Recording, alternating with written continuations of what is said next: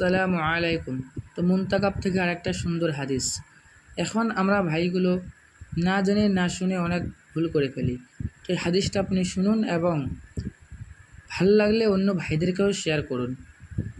হযরত মালিক অথবা ইবনে মালিক রাদিয়াল্লাহু আনহু হইতে বর্ণিত আছে যে তিনি নবী করিম রাসূলুল্লাহ সাল্লাল্লাহু আলাইহি ওয়াসাল্লামকে এই ইরশাদ করিতে শুনিয়াছেন, যে ব্যক্তি নিজ পিতামাতা কিংবা তাহাদের মধ্য হইতে একজনকে পাইল অতঃপর তাহাদের সহিত অন্যায় আচরণ করিল, ওই ব্যক্তি দোজখে প্রবেশ করিবে, নাউজুবিল্লাহ, এবং তাহাকে আল্লাহ তাআলার আপন রহমত হইতে দূর করাইয়া দিবেন। আর যে কোনো